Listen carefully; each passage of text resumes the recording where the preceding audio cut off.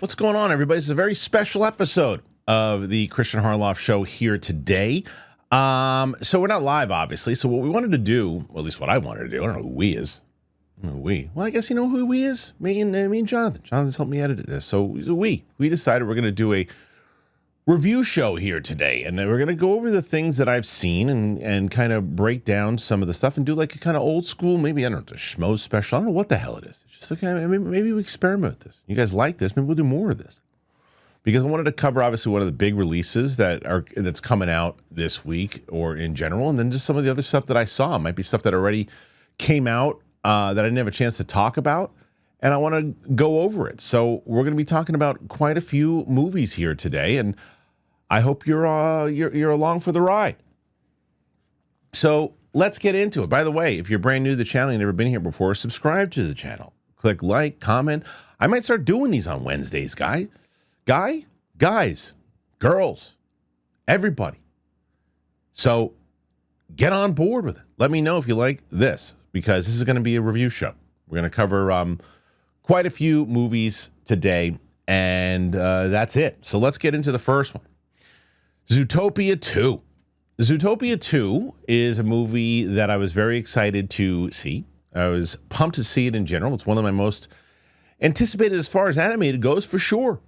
And I think it'll be in the running for Best Animated Picture, for sure. I don't know if it'll win over, say, K-pop Demon Hunters or even In Your Dreams, which I liked a lot.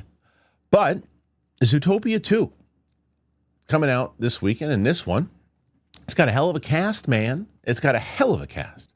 And that cast includes, the returning, obviously, is Jennifer Goodwin, Jason Bateman. New to the cast is the great Ke Kwan, Andy Samberg, Fortune Feimster, David Strahan, if I said that right. Shakira comes back, Idris Elba's back, Patrick Warburton showing up as the new mayor, Danny Trejo, Nate Torrance back as Clawhauser, and the list goes on and on and on and on.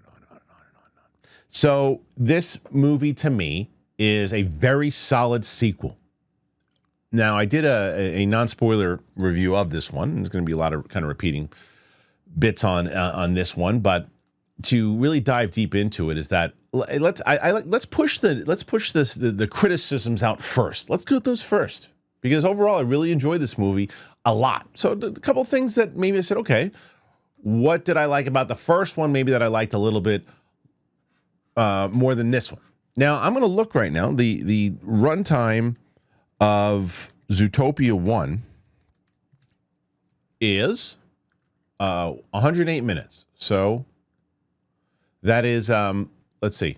Wow, on the same time. The first movie's a little longer, actually. Interesting. So my point I was going to make is bullshit, because I was going to say, well, the first one was shorter and it moved better. The second part of that is true. The first one moves at a better pace. This one, it feels a little longer. Again, I'm pushing the negative things out first. Or the thing, negatives, the things that I had an issue with. The comedy, not as strong as the first one. The first one was just kind of like, boom, it was new, it was fresh. So, you know, they were introducing the world and introducing, oh, that's hilarious, a sloth as a DMV. That's great. And now when they repeat and the sloth comes back, you're like, yeah, it's great to see flash, 100-yard dash back. But the bit is repeated, right? Same thing with The Godfather. The first time the Godfather shows up is Marlon Brando's a little rodent. It's hilarious. But you see him back again, and you're like, oh, he's back. It just doesn't have that same impact. The music, it wasn't as memorable as the first one. It's really it. That's really it. The stuff that does work, the chemistry between Jennifer Goodwin and Jason Bateman, the relationship that is Judy Hopps and Nick Wilde, and how they both have to work as partners, and what they're able to accomplish, and how good they are together, and discovering things about themselves, and admitting certain things about themselves, and making it work. Introduction of new characters works a lot. Ke Kwan coming in as the snake, wonderful. The chemistry that he and Andy Samberg team up with Jennifer Goodwin and Jason Bateman, they all work together very well. And the writing of it, solid. The emotion, incredible.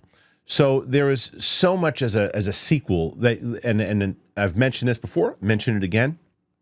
What you risk sometimes is that when you're doing a sequel to a very popular movie, what you start to do is, oh, well, they love this person or they love this character. Bring them back and focus more on them, and let's just do that. They like that bit. Do that bit again. Do it again. And you worry about that a couple of times, as I mentioned with the Godfather bit, and they do it. But when they do it, it works, and they do it in the right rhythm, and they add a little bit more spice to it. When they bring Flash back, they use him for a good purpose, and it works. It's not the same beat and the same thing again, needing to use them for the same reasons. So you're like, okay, we've introduced our characters, and now here's how we're going to use them. Same thing with Chief Bogo or Clawhauser or they use them in the right way. So they know this world, and I love how they also build the lore of Zootopia and what they're able to do with Zootopia. And the other thing I always look for when I go to see the animated movies also is are my kids going to like this movie as well? And the answer is yes. Both my almost 14-year-old and my 8-year-old will both enjoy Zootopia too. And I think the same thing for whether it's nostalgia purposes, and then you've got to also say, and this is the main thing for me when it comes to animated movies, is sometimes I'll take my kid to a movie and I'll go, okay, this one she's going to like, so I'm okay. But man, this one, it's wearing on me, and it's just not hitting the way it would have 20, 30 years ago. That's not the case with this one. This is one of those movies where it's like, okay, it works for kids. It works for adults. It just works. It's just a good movie in general. And that is the magic sauce. And Zootopia 2 has the magic sauce. So I gave it a 4.2 out of 5 when I brought it up in my non-spoiler. And the other question I would say, you people are going to say, would you want to see a third one? And I say, yeah, I think that I would. I'd be curious to see. You're always going to run into those, okay, well, what's the next thing? What are they going to do now? How long can they really explore on the relationship between Nick and Judy? And you'd probably have to switch it up in the next one. But I really like how they're able to make things a little different, change it up. I think it's directed very well. It's written very well. And it's really it. So it's a very solid sequel, Zootopia 2. I really liked what they did there. I'm hoping. Well, I think, and as far as box office predictions and Oscar chances, I think Oscar chances it'll probably get nominated for Best Animated, because I'm thinking right now, if you look at the animated movies that are up in the running, as I said, K-pop Demon Hunters, maybe In Your Dreams. I don't even know. There's some other ones that always pop in there, the ones that I haven't even seen. I know the Demon Slayer movie is also getting some love, so maybe that pops in there, especially how successful it was. There's some other movies that have flown under the radar animated that I want to check out before I make any bold predictions, but I feel like this one will probably be up there because it's already getting the buzz that it's getting. Box office wise, it's going to crush, already rumored to do over, or predicted rather, 500+ million worldwide. I wouldn't be surprised if it surpassed that. There aren't a lot of movies in general that do the $1 billion prize anymore. It seems to be like that coveted thing that just doesn't happen as much. And usually when it does, it's family films, kids films. And this is another one that might be up there with that potential $1 billion prize. When you look at the numbers, whether it's Lilo and Stitch that did it, Minecraft got very close, and they all had smaller openings than what this is predicted to do worldwide. So we shall see. Very curious to see what happens with Zootopia 2. What do you guys make of it? You guys want to check it out? Are you going to see it in the theater? Did you like the first one? Are you going to wait for it to hit on streaming? Or are you going to say, look, I want to go check something out on the theater this weekend. Let's go check out Zootopia 2. People are raving about it. So put your thoughts in there and let me know. We're going to switch it up a little bit here. And now we're going to go, let's stick with wide releases, actually. Let's stick with wide releases. Because as I said, this is kind of a new show for me. So I might as well cover one that's in the theater right now. And I did a non-spoiler of it already. I am on a different page with a lot of, I guess I'm more so on ranking with the audience here, more so than the critics on this one when I'm talking about Wicked for Good. This is the second movie in out of the popular, based off the popular play, and it was a huge hit as far as a movie. It's already a huge hit in the theater. It was the highest grossing musical adaptation or Broadway adaptation rather that has come out so far. It's directed by John M. Chu, Cynthia Erivo, Ariana Grande, Jeff Goldblum. They all return, obviously, for the sequel. I think it was shot around exactly the same time. Michelle Yeoh, Jonathan Bailey, Ethan Slater, Coleman Domingo as the Cowardly Lion this time around, Marissa Bode as Nessa Rose, and just a very stacked cast. What I will say about this movie, it started out... look, I liked the movie. I really enjoyed the movie. I like the emotional moments more so than anything else. And I think that the first one's a better movie. You know, after watching two, both of them together, I think the first one is a better movie. But I like the continuation. I look at it in the same way, and I think that this is what a lot of people disagree with me a lot of times, and I understand. But so something like Dune 1 and Dune 2. I don't really ever, people, which one do you like better? I said, I can't really judge Dune 1 and Dune 2 as two separate movies. They're two halves of one huge movie. They're shot around the same exact time. It's a continuing beat for beat from the end of this movie into the next one. And so it wasn't, there's some movies that are, okay, this movie does well, we know where it's going to go, but this is part one, part two. Same thing goes for Wicked 1 and 2. It's a continuing thing. They just couldn't put a 4.5 or 5 hour movie in the theater, and you just can't do that. So okay, let's break it up and make some money, you know. So and in the same way, something the other day asked me about Hunger Games, and we're talking about how many Hunger Games movies there are, and I said, well, there's a total with this new one. There's going to be 5, and so isn't there 6? I was like, you're right, there are 6, because Mockingjay, I don't see Mockingjay as 2 different movies. I see Mockingjay as one movie. They just couldn't put a huge movie in there, so Mockingjay to me, 1 and 2 is just one big movie. So that's all a long-winded way to say that this movie to me is one big movie. Now, do I think the first half of the big movie is better than the second half? I do. But do I think that the second half delivers on the emotional moments? I do. And it's funny because we get most people, and I am not most people in this, are saying that this is Ariana Grande's movie. Glinda has a lot to do in this movie. She has a lot to do. And it does, and my co-host John Rook on Monday made the point, and I think very well so, that it's focused strongly on Glinda because you get a backstory about her, you learn more about her, you get more of her emotional core, and so you can make an argument that this is her story. And I get that. I think she's got more to do in this one as far as character building and more than just the comedic moments, which she did, which was excellent. I became a fan of hers because of the first one, and I was so impressed with her comedic timing in the first one. She doesn't have as many comedic moments in this one. The character's called on to have more emotional backstory. But I still think, even more so, that it's Cynthia Erivo's movie. It's Elphaba's movie. The story is basically, in this one, after the events of the first movie, you've got Elphaba on the run, and everybody is trying to use her as a symbol to say, fall back in line, look at what this evil witch is doing, and here's our new witch, and that's Glinda, and she's good. And I like the way that they looped in Wizard of Oz. I didn't think it was crammed in there. I liked it. I thought it worked well. I will say, and again, if we're pushing, like I said beforehand, if we're pushing with the negative first, the first half of the movie is a bit slower. It takes a bit to move, and once it does, we're off and moving. And the other side of it is that the music is just not as memorable as the first. There are 2 huge memorable songs in the first one, and maybe even 3 or 4. And in this one, I couldn't even tell you. But I don't know. Is that the movie's problem, or is that just the Broadway show's problem too? But the chemistry between Cynthia Erivo and Ariana Grande, you can't beat it. It works real well. I'm tired of their interviews, but it has nothing to do with the movie itself. The movie itself works. I think Michelle Yeoh doesn't have as much to do in this one as she did in the first one. Jeff Goldblum actually has a little bit more to do. And, I like seeing him. Love seeing Jeff Goldblum. And I know. And maybe, as I said before, maybe it's me when I watch movies with my kids. If my kids dig it and I watch it through their eyes, I start to maybe whether it's right or wrong, I start to say, oh, okay, I can feel what this was intended for, and I get it. And that's what I got here.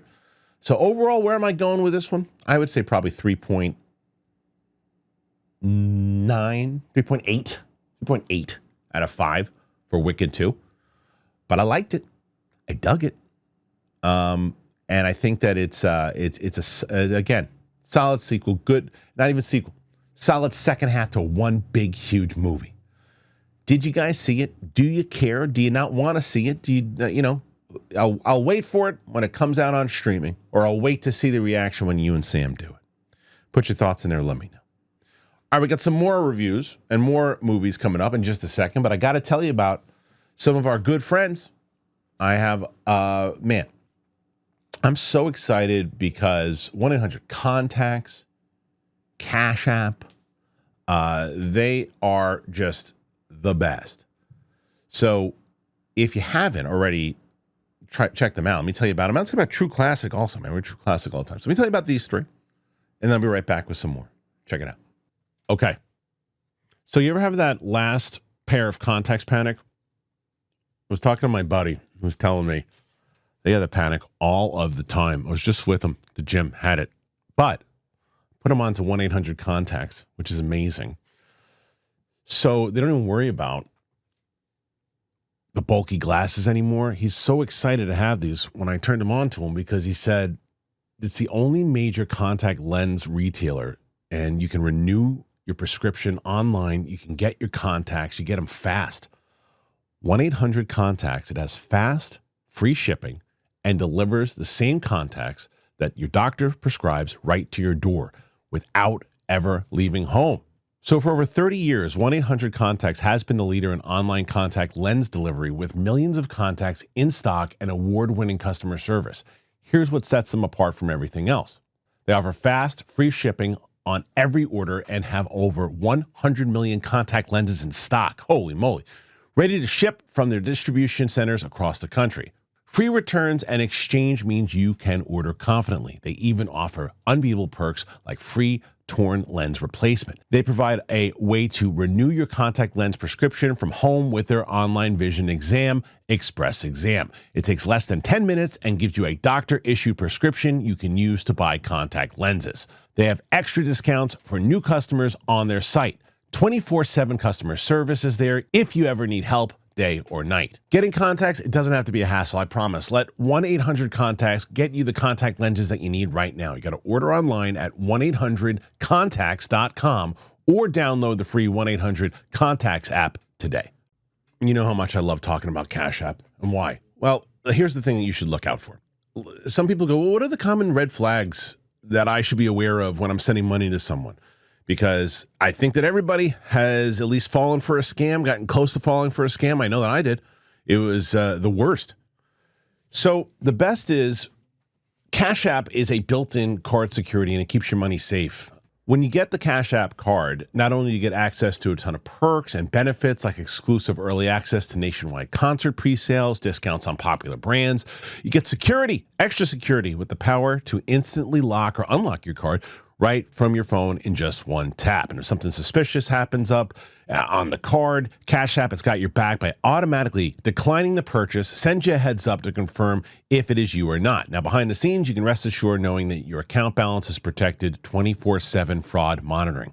Spend with peace in mind today and order that Cash App card in the app or at cash.app/card. Your security has to be a priority, and that is what Cash App does. It treats it that way. For a limited time, new Cash App customers can earn $10 if they use the code SECURE10 in their profile at sign-up and send $5 to a friend within 14 days. Terms apply. Cash App is a financial service platform, not a bank. Banking services provided by Cash App's bank partners. Prepaid debit cards issued by Sutton Bank. Member FDIC. Discounts and promotions provided by Cash App, a Block Inc. brand. Visit cash.app/legal/podcast for full disclosures. This is the biggest gift I'm going to give to you guys, because you know how much I won't shut up about True Classic. So True Classic, if you don't know about them, the guys at True Classic, they started with a simple mission. And what it is to bring premium, comfortable clothing to the masses, because looking and feeling great, it shouldn't come with a designer price tag. And that is so true. And clearly people agree. With over 25 million shirts sold to 5 million customers and more than 200,000 five-star reviews, True Classic has become a staple in closets everywhere. It overpowers my closet, and I couldn't be more proud. It's not just about fabric. It's not just about fit. It is about confidence, and I am a testament to that. I love walking into rooms knowing that I just feel good wearing True Classic. It's about helping people show up every day feeling put together without trying too hard. What makes them so great? What makes them the perfect gift this holiday season? I'll tell you what it is. It's the confidence. It is every single person I know. Mike Kalinowski raves about it. Whether you're shopping for your dad, your brother, your partner, and now women, kids, True Classic has something for everyone. The same premium comfort, perfect fit, built the brand, and now available for the whole family. I've been wearing them for a long time, and you can feel the difference the moment you throw one on. I'm wearing the jeans right now. It's tailored where you want, relaxed where you need it, no bunching, no stiff fabric, no BS, just a clean, effortless fit that actually works for real life. Skip the guesswork and the overpriced designer stuff. Give comfort, give confidence, give True Classic. You will get so many thank yous, and legit thank yous, not return thank yous. You can find them at Amazon. You can find them at Target, Costco, Sam's Club, or you head on over to trueclassic.com/Christian, grab the perfect gift for everyone on your list. That's the way you should do it, because that way they know we sent you. All right, thank you to our friends over at Cash App, True Classic, and of course 1-800-CONTACTS. Really appreciate all of them being a part of the show. If you want to help out the show, click on those links, get yourself something wonderful, and get to people some wonderful stuff for the holidays. And how about it? All right, I'm going to get to our next movie here. Now we're going to jump into some smaller movies, and I like that about this potential show, about what we can do. And I also want to see, and I want you guys to comment about it too. Now I'm not expecting gangbusters, views on this one. I would be surprised if we did more than 4,000 people watching. People don't like review shows anymore, but I like doing them. I like talking about these movies. I like talking about these movies in general to say, hey, have you heard about this one? I mean, obviously you know about Zootopia 2. You know about Wicked. Do you know about the Baltimorons? I didn't know about this movie. I didn't know about it. And I was very curious about it. So Jay Duplass directs this one. He also wrote it. He also wrote it with Michael Strassner, who stars in the movie. Michael Strassner, I never really even knew. Roca told me he was Jerry Lawler in the Young Rock Show. I wouldn't be able to tell you that. And Liz Larson also in this one as Dee Dee. Michael Strassner plays Cliff. And what is this movie about? Well, Michael Strassner was a big kind of, not big, but he was in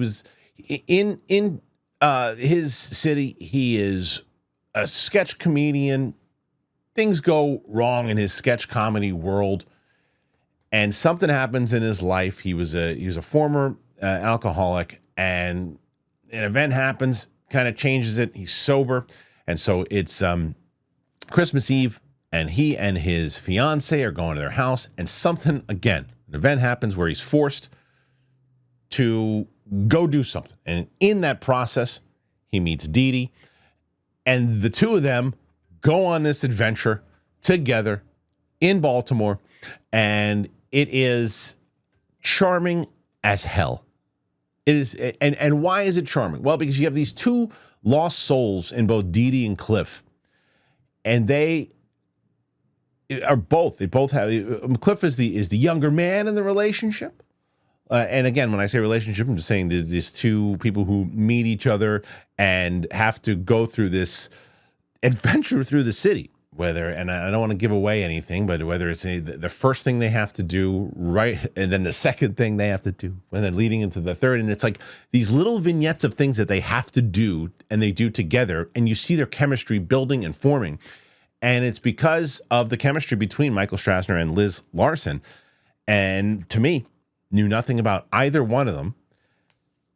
This Michael Strassner guy, he's just so damn likable. They both are very good. Liz Larson, amazing as well. But Michael Strassner is just so likable, and you care about him so much. And I didn't believe that either one of them at one point was ever acting.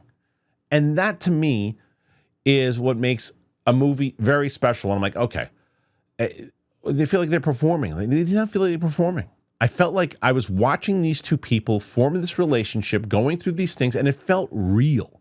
It never felt like, even like in the very beginning, I'm like, when the inciting incident that gets them to meet. At first, I'm like, oh, are we doing is this going to be like a goofy comedy? And you're like, well, no, not necessarily, because even how that initially happened was just somebody being clumsy or whatever it was. And then I'm like, well, is it going to be a series of that? And it isn't. There are some over-the-top moments, but they, again, feel real. Like, there's a particular moment that happens, and Cliff is listening in on a phone conversation. And I'm like, okay, how heightened comedy are we going to get here? And they really find the balance of not right to toe the line of being absurd and being endearing.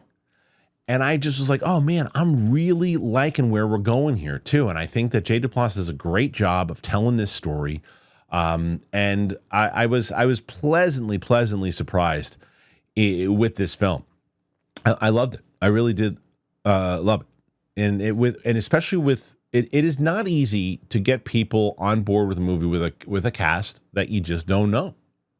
It's not easy because when you have people in movies that you've seen before, and I like that person, I like them at that, I'll give them a chance. And when you don't know, you're earning people's trust for the first time. And Michael Strassner and Liz Larson earn your trust immediately. So this is one I highly recommend to people. I would say go out and check this one out. If you can rent it. But I don't know where else it's streaming, but it's solid. It's a really solid movie. So I'm going to go 4.4 out of 5 for the Baltimorons. I really enjoyed this movie. It's one of my. Is it going to hit my top 10? It's possible. It's possible. I really enjoyed this one. I like being surprised. So the Baltimorons, go and check that out. All right, I'm jumping back. Not too back in time. Well, I guess I'm going to be jumping back in time when I talk about this particular movie with the events of what the movie is. But it came out a couple of weeks ago, and that is Nuremberg. So Nuremberg, and this one's directed by James Vanderbilt, and it's about a World War II psychiatrist evaluates the Nazi leaders before the Nuremberg trials, growing increasingly obsessed with understanding evil as he forms a disturbing bond with Hermann Goering.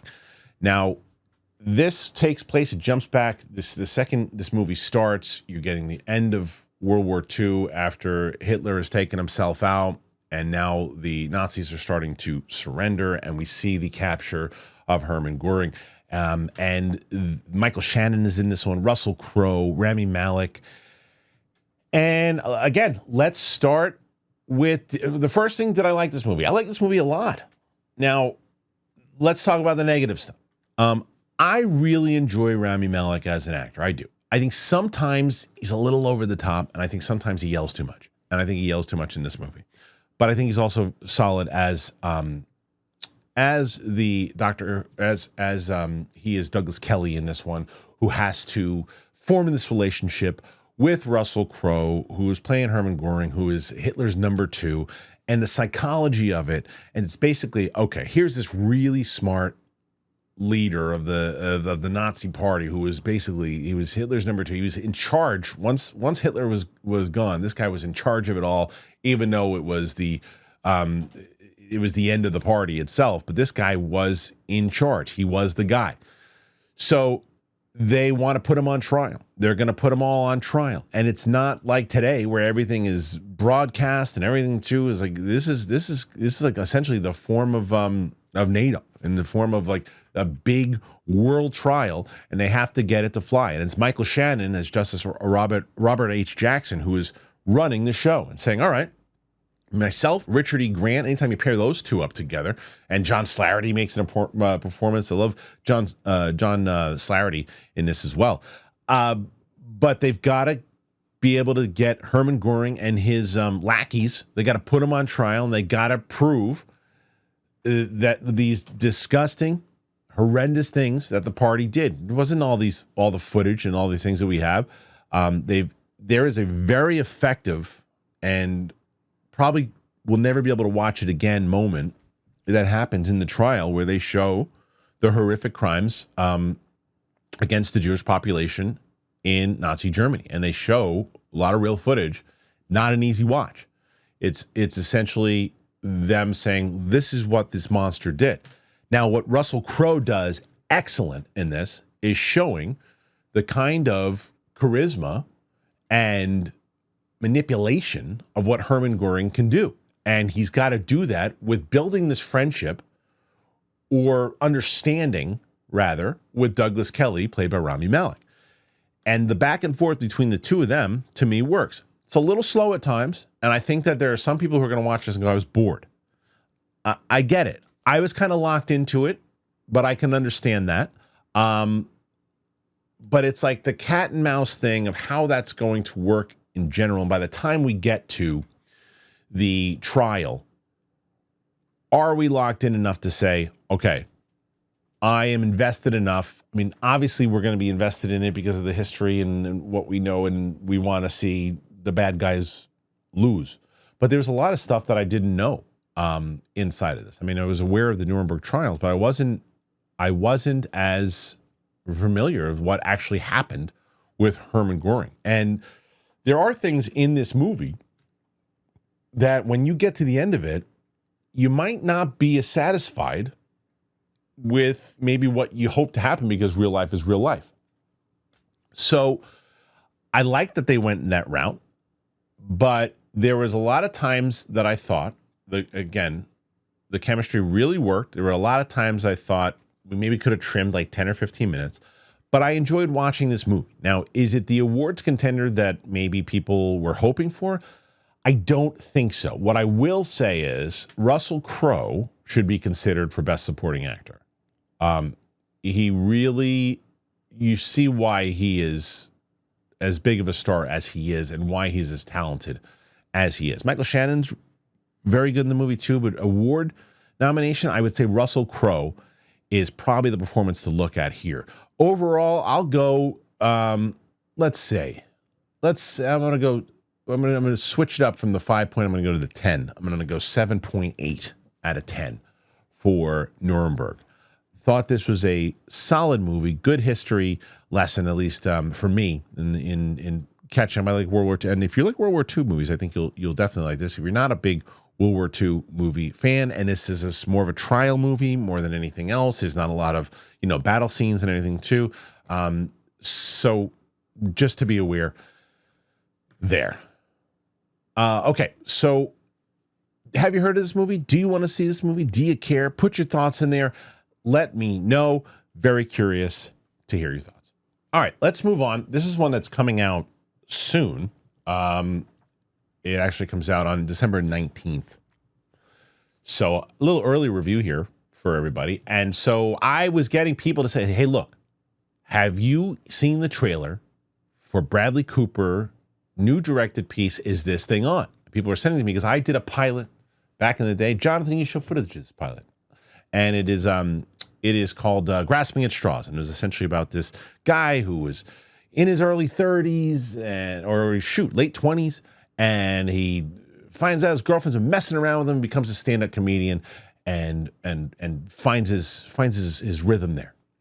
So people are like, hey, this is very similar. Not similar at all, except the fact that it's a stand-up comedy in general. And Bradley Cooper directs this one. Will Arnett is the star of this one, and he's a guy in his early 50s who is basically separating with his wife, played by Laura Dern.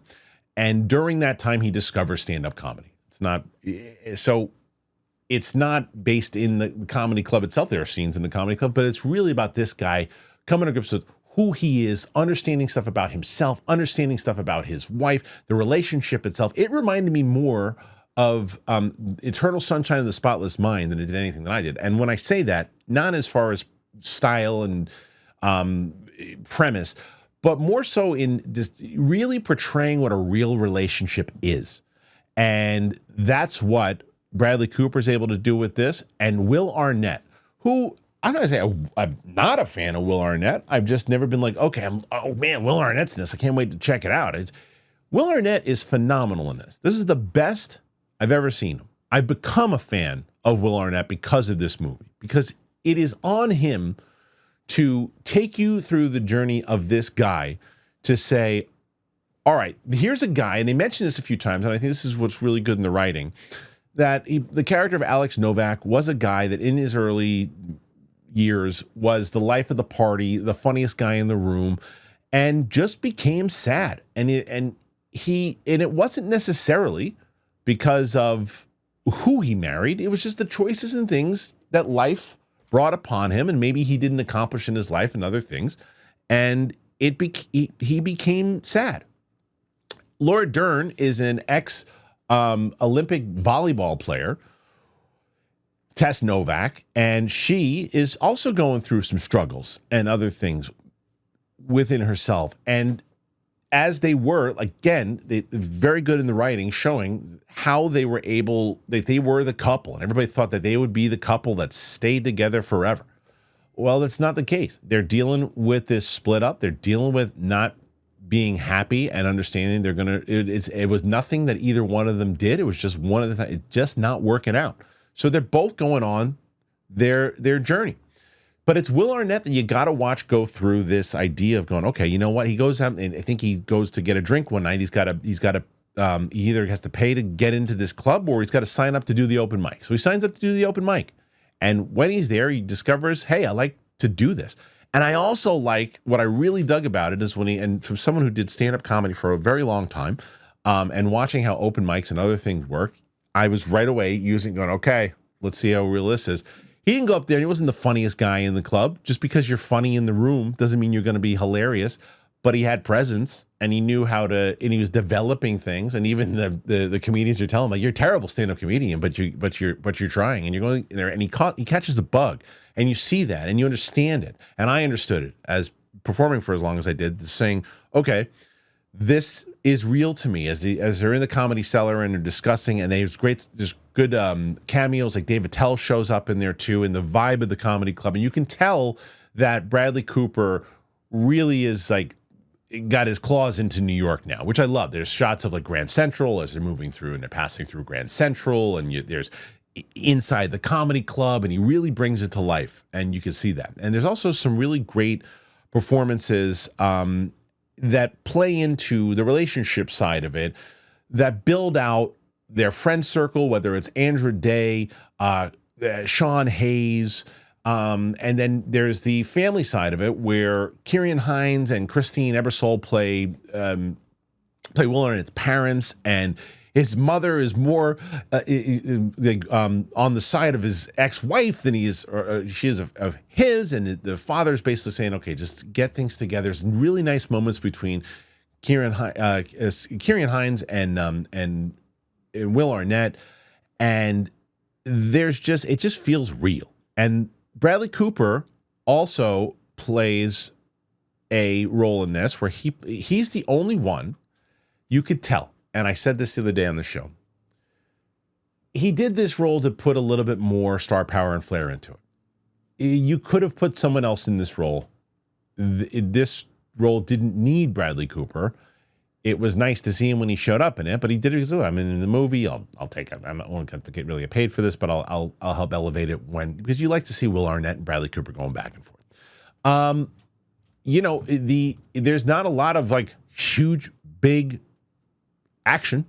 There's a couple times when Will Arnett's on stage, and it feels almost like moments of punchline where you're like, "Ooh, that guy! If that actually happened, I don't know if they'll ever ask him back." But it's a movie, so they move past it. The relationship with his kids works very well. There are times, and I think that this was on purpose, where you're like, Laura Dern's character, Tess Novak, there's something that Will Arnett does for her. And you're like, oh, it's a sweet moment. And she's not happy with it. And you're like, what are you talking about? But then when she explains herself, like, oh, I get it. I get it. But I don't agree with you, but I get it. And I think they do that very well. So this was solid. This is a very solid movie. I'll go, let's go back into the 5 scale, and I'll go 4.4. 4.4 out of 5 for Is This Thing On? I like being in this world as well. So do you guys want to check this one out? Yes? No? Put your thoughts in there and let me know. Okay, so before we move on, I think I'm going to cover maybe, I'll cover one more. Maybe one, maybe two. I don't know. We'll see.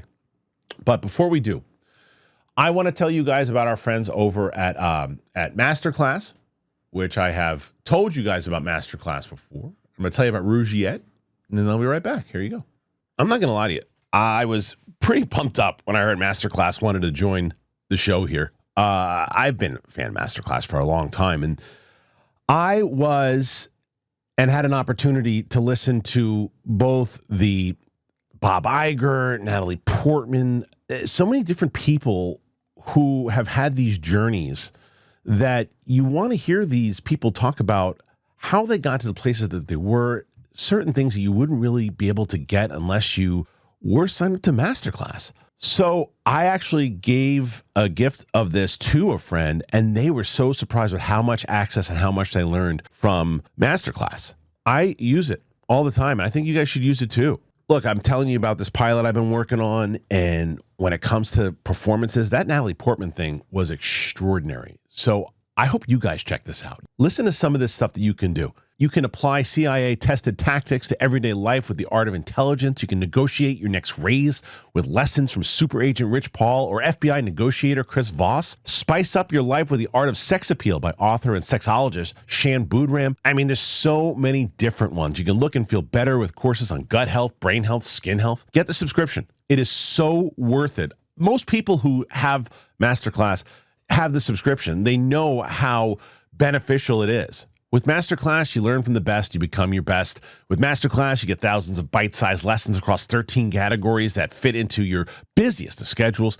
If you're headed on a trip, you download classes to watch offline and make the most of your travel time. Plus, membership comes with bonus class guides and downloadable content to help you get even more out of each lesson. That's what I did. And the classes really make a difference. 3 in 4 surveyed members feel inspired every time they watch Masterclass. I'd be part of those 3 out of the 4. So Masterclass always has great offers during the holidays, sometimes up to as much as 50% off. Head on over to masterclass.com/Christian for the current offer. That is up to 50% off at masterclass.com/Christian. Masterclass.com/Christian. Rougiette. I've told you this before. I'm going to tell you again. Let's see how many people know. Can you guess it? What do you get when you have a bald eagle standing on top of a silverback gorilla, and then that is riding on top of a T-Rex? What do you got? Confidence. Pure confidence. That's the kind of confidence that you need in the bedroom for that next level wolf riding beside a velociraptor in a Lamborghini through outer space type of experience. That is right. That's where Rougiette's Go Long comes in. It's not just another ED pill. It's a confidence game changer. Why? Because Go Long combines 2 doctor-trusted medications in one dual-action formula to help you get hard and go the distance. Plus, the effects last up to 36 hours, which means that you're just feeling confident all day, all night, and then some of the next day, too. Getting started? Simple. Connect with a board-certified doctor 100% online at rugiet.com.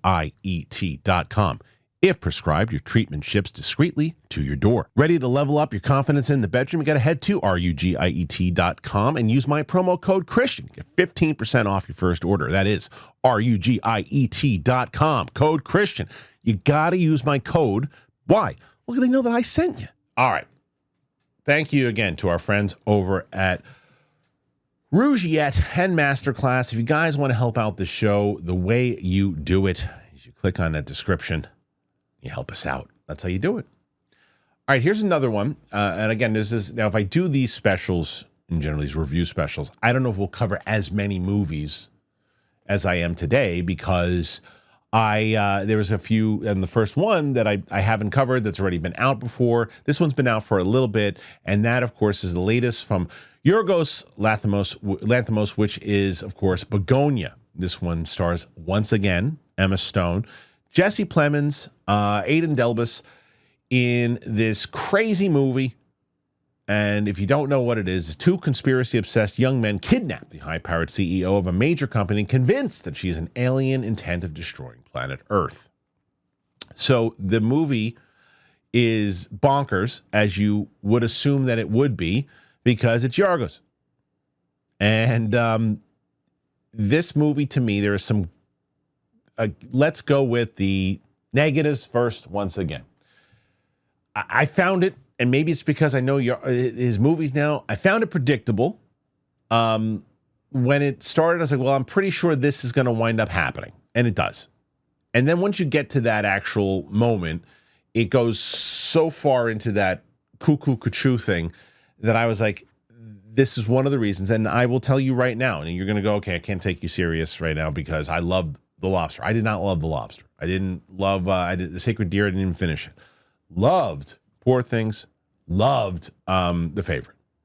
So this one to me, what I really loved about it, Emma Stone's performance, Jesse Plemons' performance, the lead up when they capture her, the way that it's shot in general, the chemistry that they all have, all of that was great. I think you got to really be on board with all of the reveals, conversations by the time you get to the end of it to really be on board fully with the movie. I also, Aidan Delbus as Don, who is, I believe, Jesse Plemons' cousin in the movie, is also wonderful. The two things that they have together and how Teddy's basically convincing Don, said, look, this is all this of this woman. We're convinced she's an alien invasion. She's an alien. We got to get her. My mom told me so. And mom is played by Alicia Silverstone. Loved seeing her back. Wish she had a little bit more to do. But it's also brutal. The movie can be brutal at times, graphic at times. Like, definitely a dark comedy for sure. And that's the type of stuff I did like the way that it was unraveled.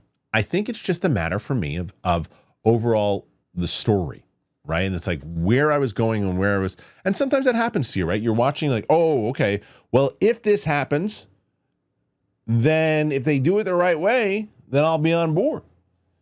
If this happens or it doesn't happen or they fool me, I'll really be on board. Or sometimes it's like, maybe this is going to happen and it doesn't happen. They go completely different direction. Like, oh, that was terrible. I wish that would happen. Or they go, oh, this is exactly what's going to happen. And then they do it in a way you're like, that's how I felt at the end. It's not a matter of how it was shot. It's not a matter of how it was directed. The guy is brilliant.